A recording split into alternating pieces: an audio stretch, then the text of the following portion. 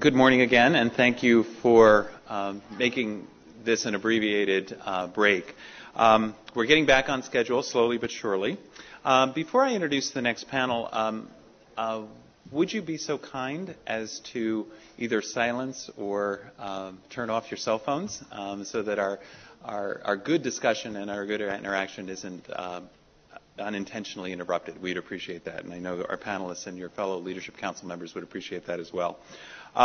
Before I introduce the next panel, I would like to call your attention to a very brief but a very important form that's on the left-hand side of your Padfolio, and that is just a very brief evaluation form. As I mentioned at the beginning of the session, we value your time more than anything else. So we want to make sure the programs that we put together for you are important, are relevant, and informative for you. So please take a few minutes as you proceed through the day to fill out that evaluation form. And what we'd like to do is, to the degree that we can, we'd like to collect them before the end of the day, before you leave today. You can mail it as well, but if we can collect them before you leave today, we'd appreciate that. Our next panel will explore ways in which our religious and theological studies here at the Divinity School educate effective leaders. Leadership training at the Divinity School is integrated and infused in our curriculum in a number of different ways. Ways that time won't allow us to fully explore this morning, but we would like to feature what we consider three of our flagship programs. Those are our field education program, our program in religion and secondary education, often referred to as PRSE, and finally our Summer Leadership Institute, often referred to as SLI. As you'll hear about in a moment, these results these programs are powerful. Just to give you some sense of what you're about to hear about, in our field education program, our students contribute over 30,000 hours a year. That breaks down to over 700 hours per student per year through the field education program, and that translates into that many hours of community service, mostly within our Boston community, but not exclusively.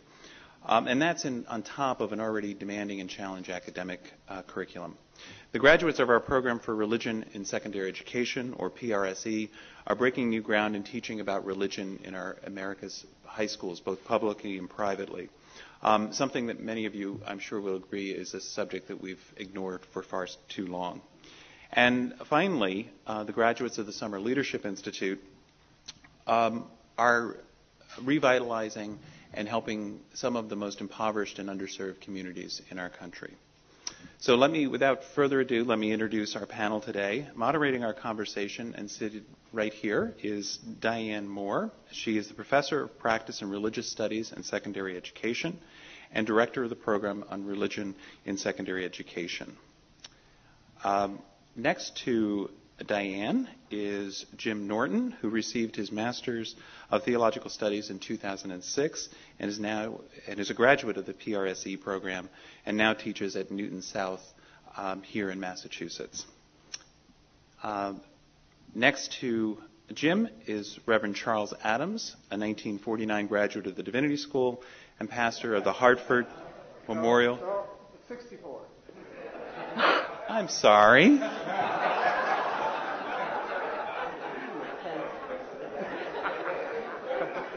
He's as wise as 49, but not as old. That's your age, right? I'm sorry. Graduate of the Divinity School and pastor of the Hartford Memorial Church, and someone who's been involved with the SLI for many, many years and is a longtime supporter of the SLI. And then finally, I'd like to introduce Angela Herrera on the end. She's a second-year student of the Master's of Divinity program who recently completed the first portion of her field education program. So I'll now turn it over to Diane to begin the second part of our conversation. Thank you. Thank you. It's a pleasure to be with you all. And before I actually start with brief remarks to help frame our conversation this morning, I want to just take a moment to ask us all to thank Bob and the incredible Office of Development, who has worked tirelessly over the last couple months to make this very complicated event seem as seamless as I hope you're experiencing it to be. So thank you all for helping bring this together.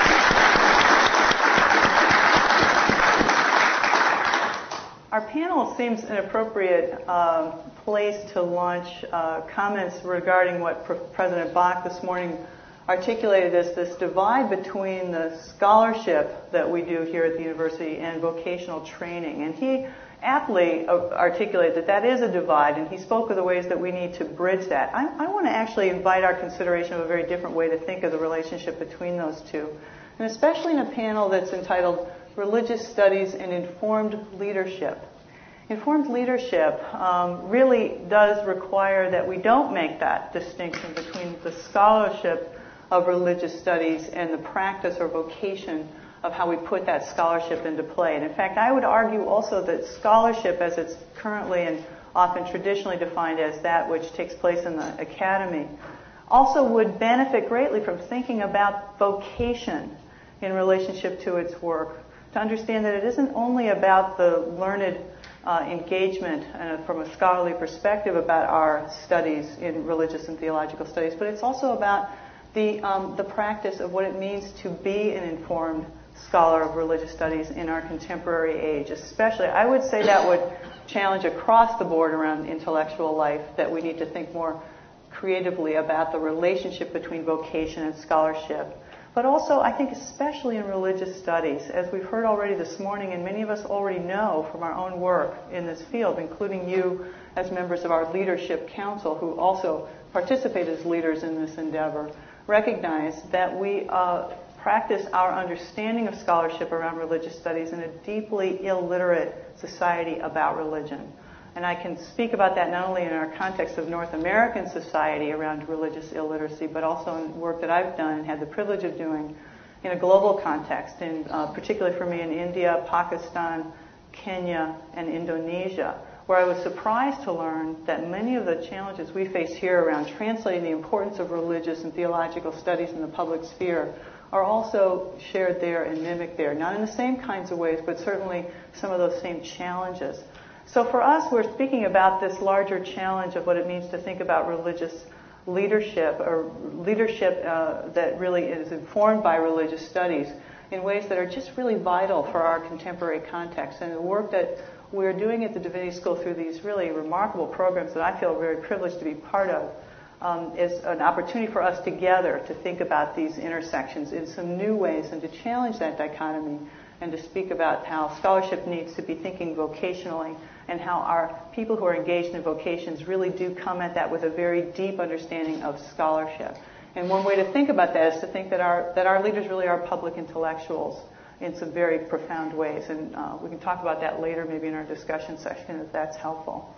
So I'm going to use my opportunity here as the moderator to expand our conversation a little bit. We've articulated this as a panel on religious studies and informed leadership, but I'd like to also add a couple other frameworks for us to consider. It's not enough to just have informed leadership. We also have to have effective leadership. So I'd like to ask us to think about what it means to link religious studies, informed, and effective leadership. And then I also want to invite us to think about a larger context. And Madeleine Albright helped us think about that last night, and I was thinking about it also earlier. It's not just that we do this without a context. We do it in a context of what she called a fractured society, and I will call a fragmented society or a fragmented world. So again, it's also about, to be effective leaders, we have to think about the context. And that context of fragmentation, I think, takes shape in both local and global context, and I would like to have us think about what it means to be effective leaders within that context and how we understand that. In the way I'd like to invite our consideration of the skills that are required to be informed, effective leaders in a fragmented society, I'd like to invite our consideration of three overarching skills that I think permeates the work that all of us on this panel do, and I'm sure affects the nature of your work as leaders as well. And those three areas, and then I'll illuminate them just briefly so we have a chance for a discussion. The three areas I think are really critical in terms of the skills for leaders, religious studies, to be informed leaders. One is critical thinking and critical inquiry. The second is the cultivation of imagination. And the third is what it means to be leaders as empowerers, people who empower and to invite and inspire empowerment of the people we work with rather than dependence. And I want to speak very briefly about each of those three areas. Critical thinking and critical understanding. How does religious studies help us inform that dimension of leadership? For us especially, I think in our very complex society, critical thinking for me means to ask not only questions about what is happening in our context, whether they be, again, the local experience in doing chaplaincy at a hospital, whether it's working within our cities or suburbs in the challenges that we face as communities at that level, or whether it's the larger global context, is to ask the questions not just what is happening, but why is it happening? The question of why, for me, encompasses that dimension of critical inquiry. And for us to answer that question effectively, I fundamentally believe, and it's always been the case, and is especially pronounced now, that to have an understanding, an informed understanding of religious studies as it intersects, religion as it intersects so deeply with our political, cultural, economic life. It has always been the case. It's still the case now, and we very desperately need to have people who can recognize those intersections and to look at the nature of the religious dimensions of those conflicts as to the why. So to have that understanding of informed leadership. Critical thinking also requires the ability, we rarely talk about this as leadership, but the ability to listen very carefully, to listen very attentively to the diversity of our constituents and the voices that do shape the nature of the context out of which the challenges that we face as a global community now arise. So critical thinking is about asking the why, not just the what, and to help understand some of the foundations about that. The second I want to speak about is cultivating imagination, and to be able to think about the possible and not simply to settle for the probable or the given in any given particular context. And again, the nature of the intersection between religious studies, informed understanding of the complexity and rich diversity of religion invites a possibility to think about the imagination, to think outside of the box of what is contemporary expectation, if you will. And I'll just offer a brief experience from my own teaching. I also have the privilege of teaching secondary students at Phillips Academy. And I teach in religious studies and I teach philosophy. When we are confronted with some of the world's challenging issues, which we address very readily in the classroom in my context, it is almost unthinkable for students to think beyond the pragmatic. It's very difficult for them, for example, when we're studying violence and nonviolence, to be able to really deeply understand the worldview of a Gandhian perspective, who didn't just only think about pragmatic results, but who was cultivating a sensibility about a worldview and a way of life that then lent itself to nonviolent representation. But if Gandhi had set out in the beginning to be pragmatically successful in his work as a nonviolent visionary, he would have been overwhelmed early on in his career. So this notion of how do you cultivate the imagination of the possible, not just the probable or the given, seems to me a really important skill in leadership.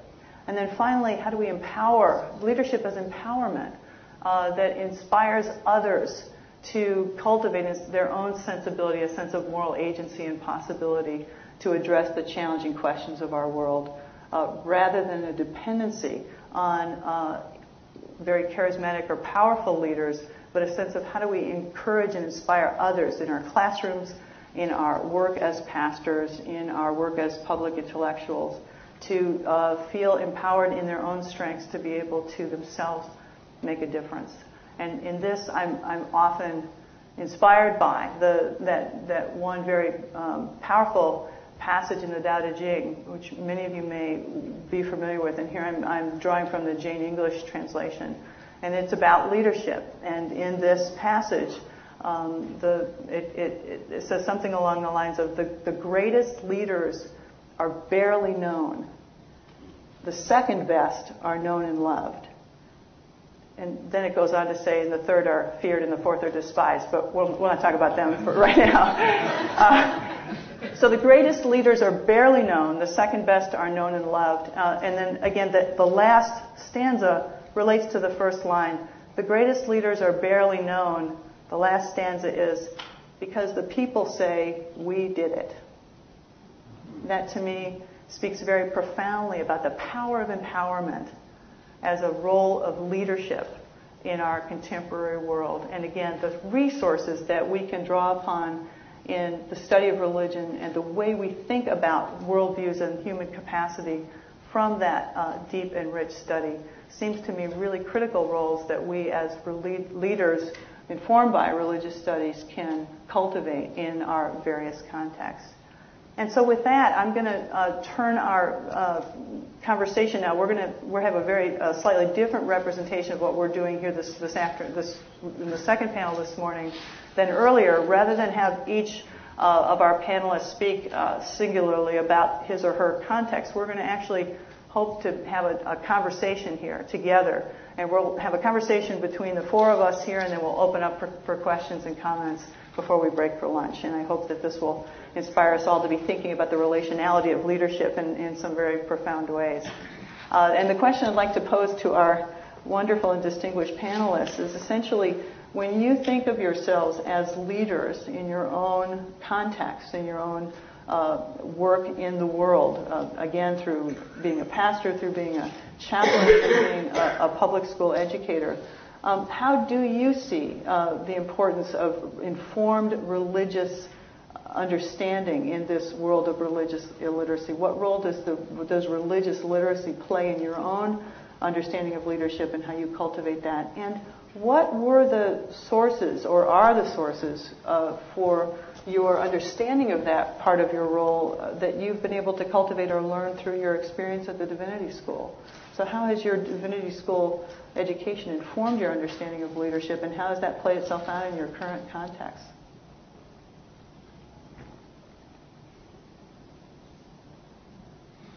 I can go first, I guess. I think that in thinking about the questions that were posed to me before coming today to the panel, and sort of hearing the remarks this morning and speaking with everybody else, I think that I'm in a unique position, having a degree in a master's in theology, but also being certified as a public school English teacher, a high school English teacher. And I think answer a lot of questions about why I don't have a degree in English or in education, and what makes me think that my degree and my training and the background that I've had make me an effective teacher or an effective leader, I guess, in this question. And I think that, I think for one, I think it's hard to be a high school teacher and not be despised occasionally. And hopefully, I think that at the end of the day, my students will think that they did it because, in some ways, I get to force them to. But in an academic sense and in a personal sense, I think that what I've learned through studying religion and studying the study of religion as it's applied to education, I think sort of comes on two levels. That, in a strictly academic sense, in the way that I approach teaching literature, whether it's teaching the Bible as literature, which my school does and I think does well, or when it comes to just sort of teaching any novel or poem or anything like that, I think that coming from a perspective informed by the study of religion forces that critical understanding. It forces a more in-depth exploration of ideas.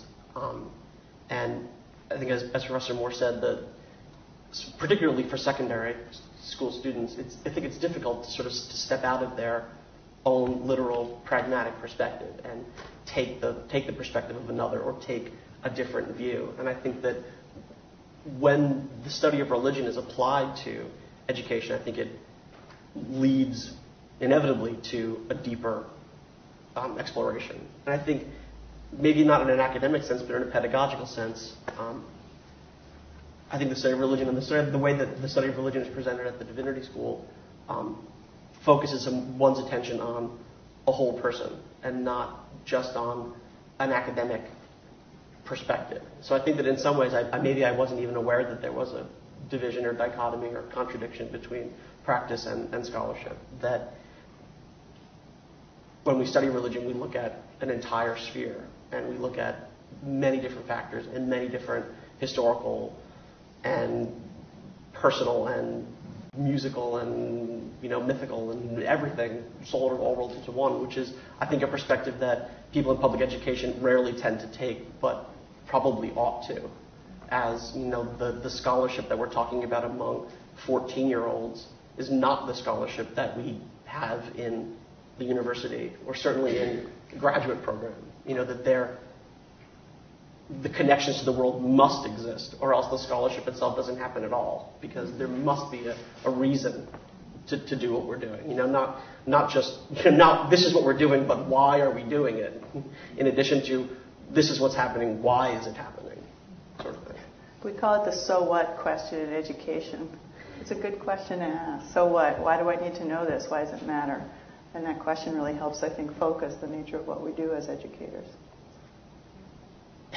As one who is charged with the responsibility of perpetuating the thing that you're studying and teaching, the so what falls on the other side. So it's not what difference does the religion make, but what difference does the education make in furthering and advancing one's ability to function as a religious leader. And then what other types of leadership are involved in religious leadership itself, which is where the Summer Leadership Institute comes. So in the Summer Leadership Institute, founded by Preston Williams, who is here, we're grateful for that, generously supported by our dean, Dean Graham, who is here. I want to just publicly state that. And also brilliantly instructed by several persons, including Professor Higginbotham, who is here. The issue becomes, what difference can the Divinity School make in producing leaders who can not only support their communities as they are, but as you say, help those communities to become better communities, particularly in settings of crying and desperate economic need. And that is the type of community that I grew up in, that I represent, a predominantly African-American community in the midst of a city and a wider metropolitan area where there are dire economic challenges and continued racial tensions. So how does the church then function? And one of the best ways that we can do that is to come to the Summer Leadership Institute and see how it's done as we listen to various people who have done it or in the process of doing it, and also to read widely those authors that have grappled with that particular question. And one of the ones that has grappled with the question most recently is Angela Dillard, who is a member of the church that I serve, and she and I have something in common. We grew up in the same community, on the same street, in front of the same church, in the pews of that church, and under the influence of a religious leader who was born in this city, 1893, never lived anywhere other than Detroit, rarely traveled anywhere other than the environment of the city, unless he was on vacation at Mackinac or Harbor Beach, but they were both in Michigan. And was not the type of oratorical spellbinder that would be invited to preach in China in the morning and at Riverside at night. So we had to see in him a value that was different from what one would expect of a well-known Baptist pastor, and that was his definite and strong and intensive commitment to the transformation of the community, the formation of a better community, and the bringing to be of an institution that was founded in the church itself, not so much by the church, but within the church, because there was no safe space outside of the church for the founding of the labor movement in the city of Detroit. The corporations were dead set against union organization. And it was hard, and it was defined as subversive. It was opposed by the police. So where is the labor movement to be established? Who will form the space for the establishment of this community, which is opposed by the industry and opposed by most of the churches who were beholden to the industry, particularly during the Depression, for coal. They would give us tons of coal dumped right in front of the church so the members could come with their little pails and shovels and take coal home, or bread. We had a tremendous bakery in the community, and church people were invited to come on a certain day, and day-old bread was passed out to these hungry families. That gave the corporations, people with power and money, a tremendous claim to the allegiance of the church against those socially transformative movements that would either challenge the corporations, reduce some of their preponderance of wealth, redistribute their financial resources in a way that to them smacked of socialism and communism and therefore must be opposed. Unfortunately, most of the churches, black and white, in the 30s and the 40s in the city of Detroit, went with corporations. And that's certainly true of the oldest and the most outstanding black church in the city of Detroit, sort of the mother of all other black churches in the city of Detroit. And that was Second Baptist Church, founded in 1836 before Michigan was declared a state. And it was from that church that the church that I now serve was peacefully formed in 1917. I say peacefully formed because wherever you've got two Baptists, you've got 10 opinions. And you're going to get a lot of conflict. And the way to settle those conflicts is for the group that's dissatisfied and doesn't win the majority vote, just say, well, we're going to take our marbles and we're going to build another church. So there was a man on an island once by himself, and he'd been there for many years, but there were two churches on the island. So the anthropologist says, why are these two churches? He says, well, that's the one I left. So there's always, in the Baptist faith, you always leave one for the other. But in our particular case, we were colonized. We were established peacefully and intentionally from the grand, wonderful people downtown at Second Baptist who were charitable enough to want to share their greatness in a community that was clearly underserved and difficult to reach, and it was hard for those people who lived in that community to get on the streetcar, go across town, transfer 2 or 3 times to go there. My point is that my pastor, who was the second earliest pastor of the church that I now serve, had a community-oriented attitude from the beginning. So his attitude was, what can I do to serve this community, to meet their needs, and to advance their causes? So he opened the church for the early birth of the labor movement, when the church that we came out of was on the exact opposite side of the issue. So that created quite a bit of good drama that one may read about in a book that is already on the press, Faith in the City by Angela Denise Dillard, who's a professor of history at University of Michigan. And she sort of accounts for that movement as best she can, but she continues to be puzzled about how this one man could be so courageous as to go against the automobile companies and other industries. Secondly, to go against his own mentor and the church out of which he had come, well-established, oldest black church in the state of Michigan. And how could he go against all of that power? And how could he resist the internal tension in his own congregation of those who had been told, you can have a job at Ford Motor Company, GMC Chrysler, but you must not unionize. That will not be looked upon favorably by the owners and bosses of this particular industry, but they did it anyway. These people did it anyway. They didn't do it by themselves. We had Presbyterian help. We had United Methodist Church help. We had Catholic help. I think we need some microphone help.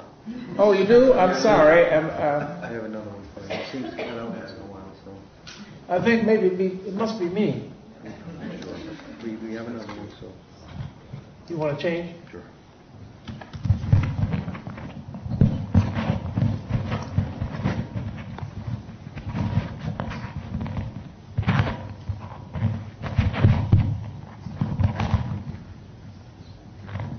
I'm glad this didn't happen on Sunday morning.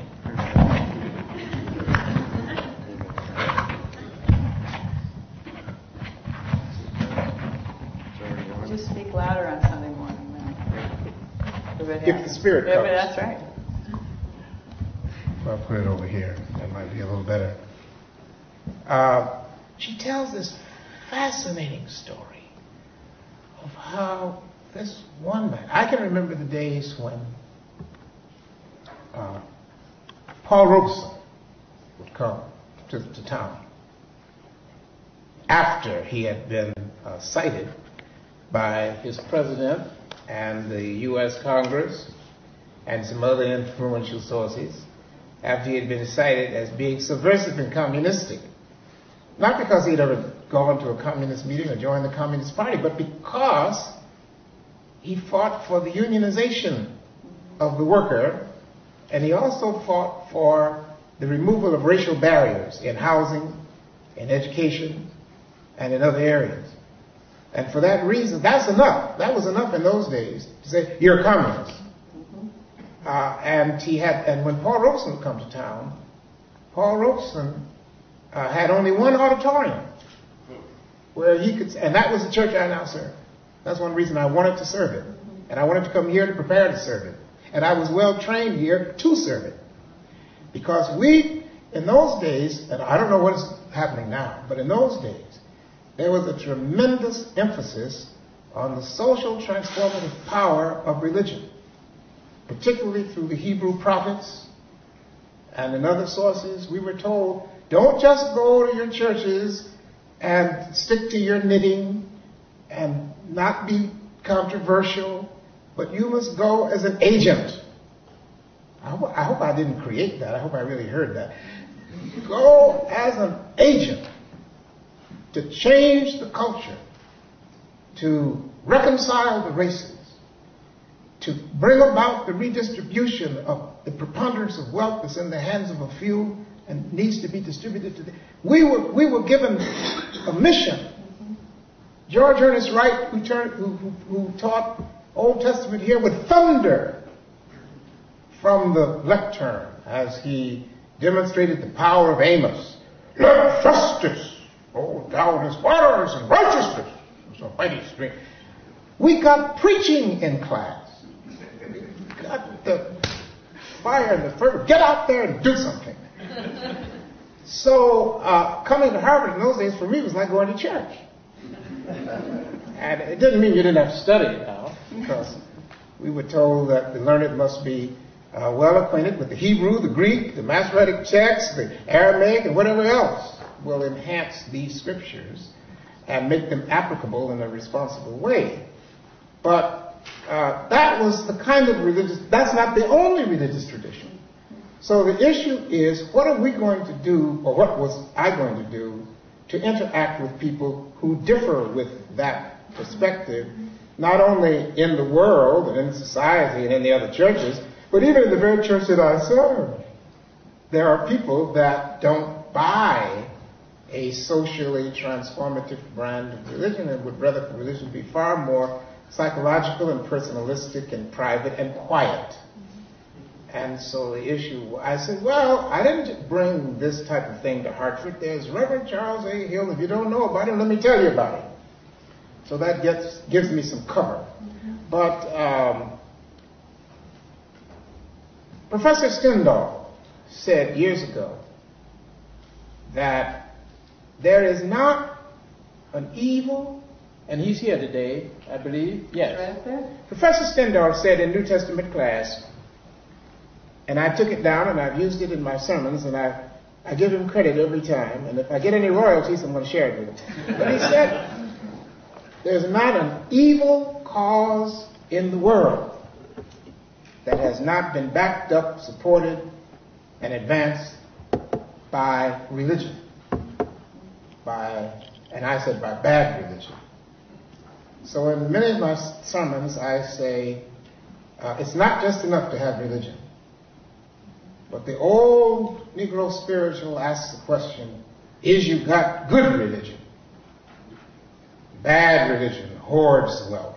Good religion shares wealth. Bad religion segregates. Good religion integrates. Bad religion divides society. Good religion unifies society. Bad religion wages unjust wars. Good religion seeks world peace. Bad religion is concerned about national defense. Good religion is concerned about national purpose. Bad religion is shaped like a pole trying to reach up to heaven without reaching out to people. Good religion is shaped like a cross with the horizontal beam. It reaches up to God for power with the vertical beam. With the horizontal beam, it reaches out to people with love and acceptance and help and hope. Is you got good religion? And I think through Harvard Divinity School, I have learned, I hope, God willing, to be a representative of good religion and not bad religion.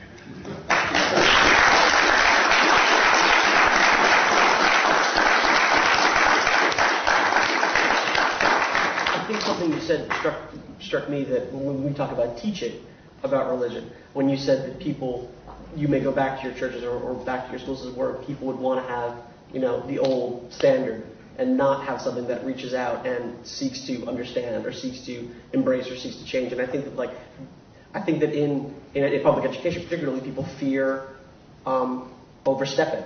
They fear overstepping the First Amendment, or they fear overstepping some sort of boundary. So I think religion ends up being taught in a very, very non-engaging, non-socially active, careful, measured way that is completely ineffective. You two both mentioned churches bonding together. Well, Dr. Adams mentioned churches bonding together to work together, and Jim, you mentioned students being able to step outside of themselves.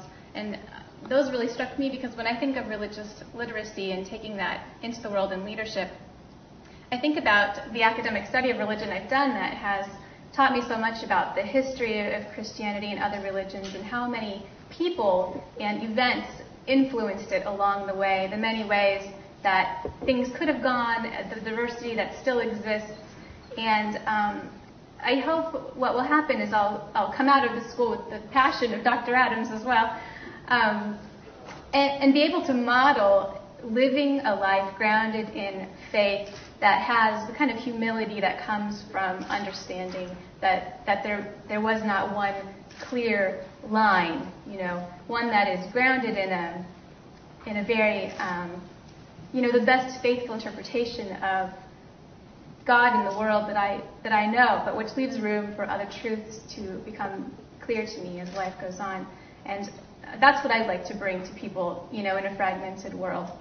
And I think the issue of religious illiteracy connects with a question someone in the audience mentioned about, how will HDS train up religious leaders in a world where there's so much exclusivity, and it's so hard to see. It's hard to understand how will we work together if we each think we have the right way. And I think that the desire to have the right way stems from the difficulty of living in this world, especially post 9/11. There's a lot of craving for certainty and knowing what's right, knowing how to live right, having comfort in being the right way, right with God. Everybody wants to have meaningful lives. And so I hope that through the academic study of religion, I'll be able to model, living faithfully in light of doubt. Mm-hmm. Absolutely. And, it's interesting for me, too, to think, how do you cultivate a sense of passion around these critical questions that religion and the study of religion invites and requires our consideration of, without falling into that dichotomy of either religion is good or it's bad. I think that becomes part of the illiteracy in the community now. People tend to have a very superficial understanding of the role of religion in public life and in culture. And particularly we encounter this in educational arenas. People will often make these very ill-informed, otherwise very sophisticated people will make the most ill-informed assumptions about religion that require us to be able to speak to their concern, yet deepen that conversation. That's a profoundly intellectual endeavor, in my understanding and experience.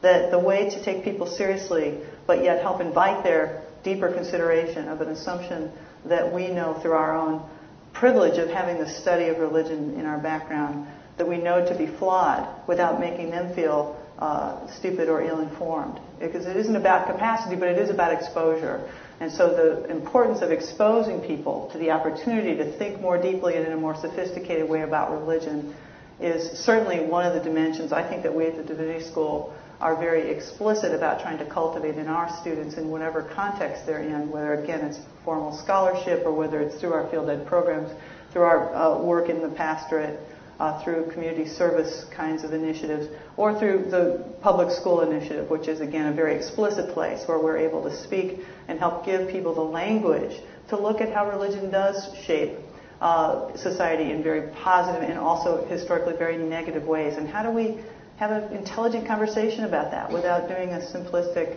religion is a good or a bad force in society, because that certainly doesn't serve us well, and we are currently in such a significant global crisis, partly because of that sentiment. But I think it does challenge us, I think, to ask, what is the essence of religion? What is the essence of any religion, or what is the essence of all religions? Howard Thurman once said that if you take any religion at all and strip it down to its bare essentials, it's good.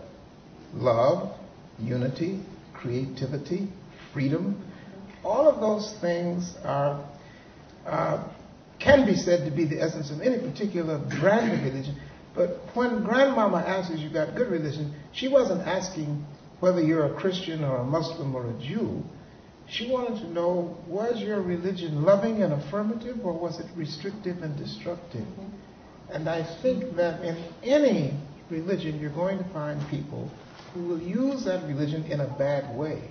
So the badness does not come, I hope, from the religion itself so much as our use of it, or even the Bible. There are violent texts and there are loving texts. Now, what would cause one to choose the violent texts and ignore the loving texts? Absolutely. I think it would be an improper hermeneutical understanding of what the overall instrument is trying to do. And if you come to those parts of the Bible that are most crucial, such as the creation, the Exodus, the era of the prophets, the coming of Christ, if you look at those critical moments in the development, and everything else depends on that. If you look at those, you find it is for peace, it is for love, it is for world unity. It is too light a thing for, Yahweh says, it's too light a thing for you only to be concerned about your salvation. You must be concerned, you must be a light to the nations. That's in the Word.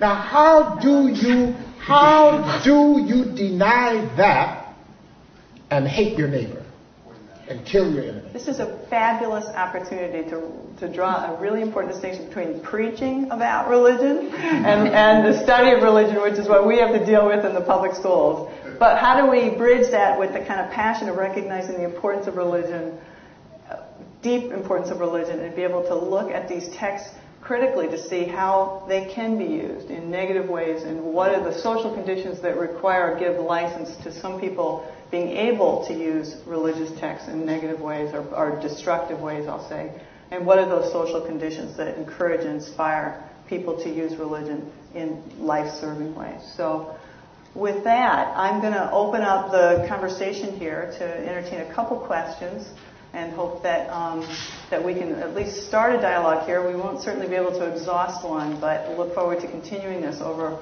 lunch. Yes, here. Introduce myself. Please. I'm Sylvia Kelly, and I'm on the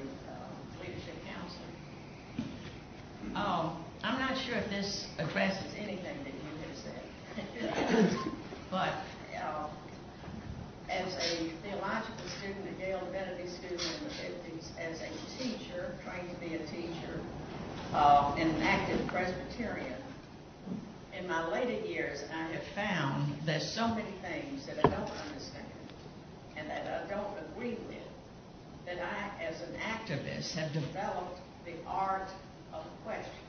It's an art. Instead of making statements, which I really believe, I ask questions. For example, with a group of Presbyterian ministers, I said, I do not understand why we start our services with confessions of what worms we are. I don't need to be there. I know what a worm I am. I do not want to start the church service that way. Why can't we start with thinking we're pretty good? We tried really hard that week. Why do we start with that? Then another one, I guess I'm just a tease, but I have studied the Nicene Creed at Yale Divinity School and all the creeds and so forth. And I really would like to examine them, but I think that would really be taboo if we started stripping those apart in the church.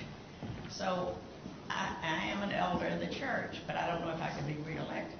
So I ask questions like, if you only believe in two of the Trinity, would you be barred at the door? Can you be an officer? So anyway, the art of questions is, to me, a way to bring about radical change.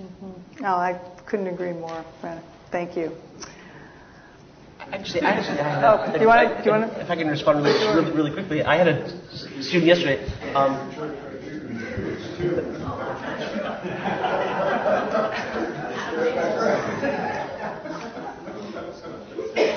In terms of asking questions and asking the art of asking questions, that's how I actually just yesterday began with a class of sophomores, so 15 to 16-year-old students.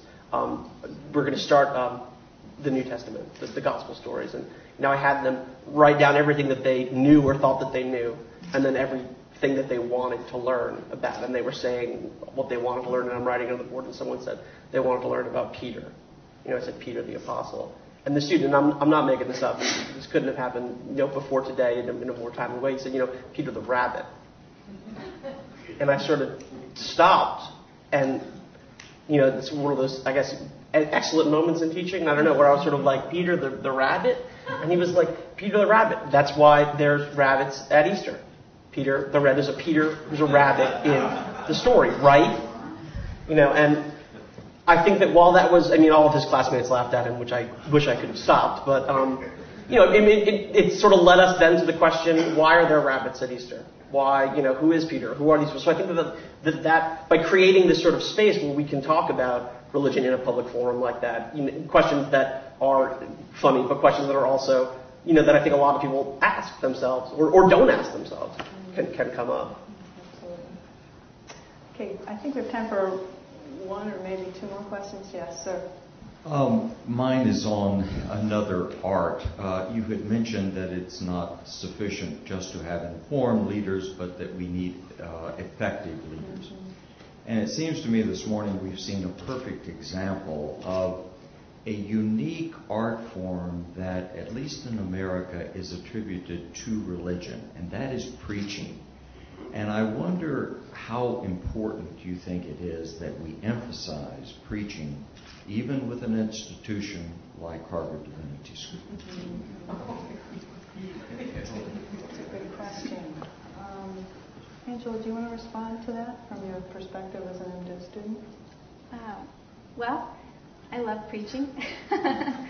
As an art form, I think it is important. Not everybody goes into a preaching kind of ministry from HDS, obviously. But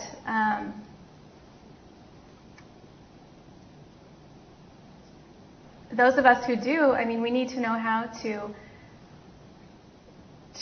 work in I guess what I'm thinking of is I've heard some sermons that didn't sound sermonic. They sounded like lectures. And so when you have a strong academic background, you run that risk sometimes. And so the preaching is an essential component where you tie the academics to what is actually going to speak to the heart of the people that are listening to you. So I do think it's very important. Just it's an interesting situation for us too, in the sense that we, of course, are a multi-faith community, and the work we're doing in the study of religion is also encompassing many traditions, and the training we do for religious leadership is, of course, across a wide diversity of traditions. So preaching, of course, comes out of the Christian tradition explicitly. And I think for us, it's very important to think of and attend to the diverse ways in the variety of religious traditions we have about leadership. So I would, again, I think expand your notion to say, well, how, preaching is central to the Christian tradition, and agree that should and needs to have a lot of attention, and we are giving that attention with some of our new hires and the new way we've constructed the ministry studies program, and we're very excited about that. But then you have Buddhist leadership, which would not take the form of preaching in that particular regard, or Jewish leadership would take more the form of teaching in a rabbinical context. So I think for us it would maybe take the shape of what is the vehicle through which we try to uniquely represent the richness of that tradition in a meaningful way to constituencies who share those symbols in that language. Can I? Sure. Yes. Sure. I want to affirm yes to represent it in a meaningful way to the people that are listening to you, and whether that's preaching or just bringing what you've learned down to the ground. Mm-hmm. I think that's really important, and maybe it's something that gets overlooked a little bit when you're at Harvard and you're surrounded by people that understand the language of academics. Yes. It can be hard to remember how to bring it back down to earth and keep it relevant. Absolutely. Do we have time for one more, or are we ready? Okay, we need to... Help me. Do we get one more question? Time for a question. Okay. Yes, thank you. A thought experiment. I'm Rick Warren or Jerry Falwell. You get the sort of gestalt. And I'm filling a church with tens of thousands of people. And I'm preaching. But I sense that the sort of Lao Tzu approach of, highest antiquity, the people did not know they were leaders, isn't quite going to work from a marketing point of view. I'm not going to be able to fill my church. And I'm certainly not going to be able to raise tens of millions of dollars to support all the programs that my church is involved in. How do we address what I will call the successful economic model of modern Protestantism in the United States, and for that matter, other religions, with the philosophy, which I strongly endorse, of personal empowerment and a continual opening of the mind and the spirit to new understanding? Because I'm afraid I see a conflict. I think we have to practice the what a politician would call the politics of the possible. The first thing that we do as pastors is to work with what we have in a context of understanding that includes the fact that we're not going to all agree on what comes first or what is best to do. But we are pledged to do this.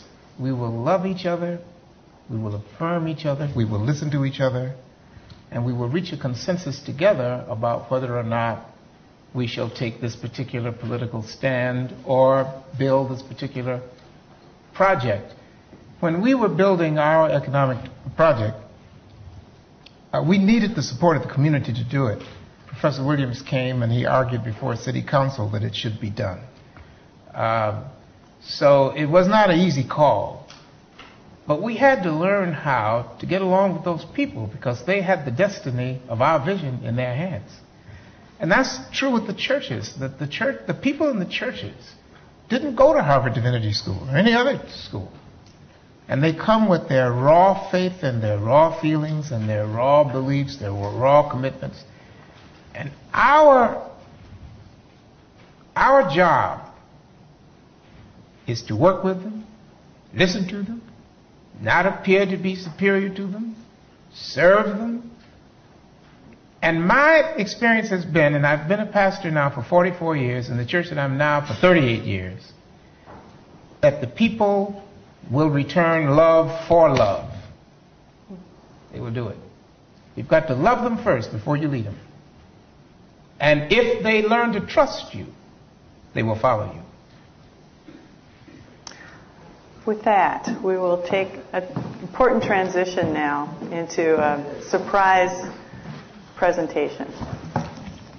Thank you very much to the panel, and thank you all for such wonderful questions.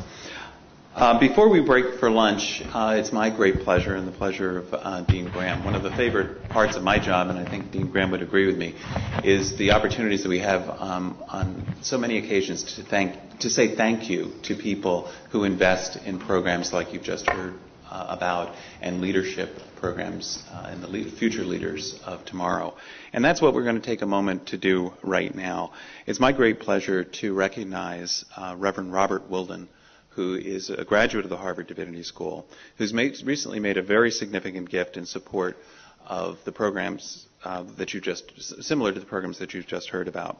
His recent gift of $1.5 million was made in memory of his wife, Imogene, and in honor of his good friend, Charles Adams, and will establish the Charles G. Adams Leadership Development Fund. I'm also pleased to report that this gift is being matched with an additional $500,000 from the university through a special professor challenge fund to support the type of programs and the innovative research and scholarship that we've heard about today. The gift initially will be used to fund a professor of the practice in religious ethics and social practice, and with a particular focus on the role that religion plays in addressing contemporary issues. I'd like to invite Robert to join us at the podium to accept a small token of our appreciation. Robert?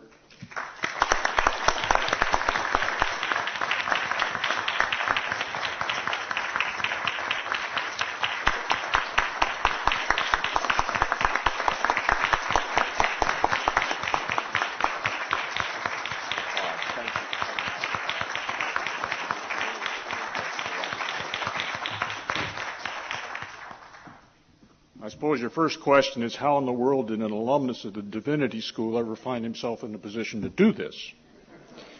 And indeed, if somebody had told me 2 years ago this would happen, I wouldn't have believed it. And I don't take great credit for this because I learned a couple things in the Divinity School. I didn't learn anything in terms of how to be a practical minister. Nothing. When I became a pastor in St. Louis, I didn't understand what it was like to be black. I didn't understand what it was like to be poor. I didn't understand what corruption in the city was all about. I didn't understand how power worked. But in the last 40 years, some of it's rubbed off. What I did get from the Divinity School, though, was very important to me. One thing I got, and George Buttrick symbolizes this, is a recognition that the earth is the Lord's. It's not ours. We're trustees.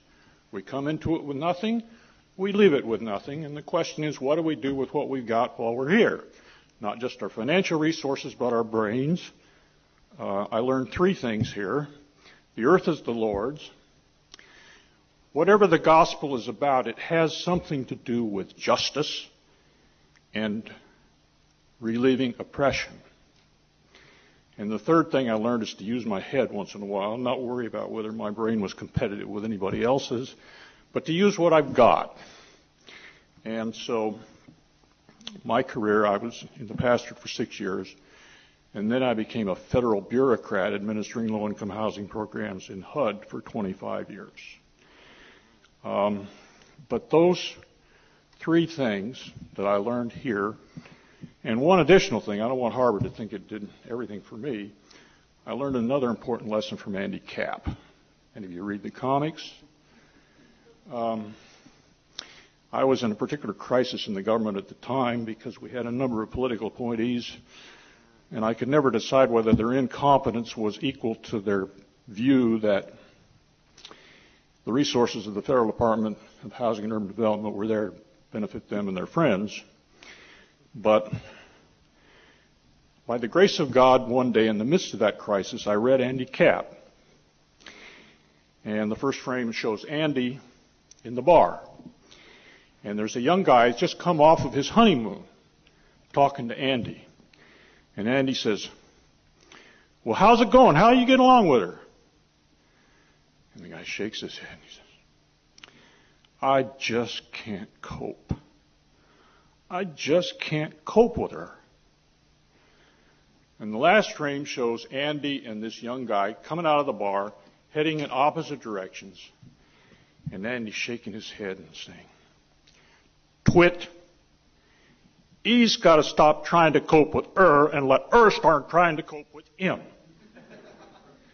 And so I, in fact, tried that in my job in the government.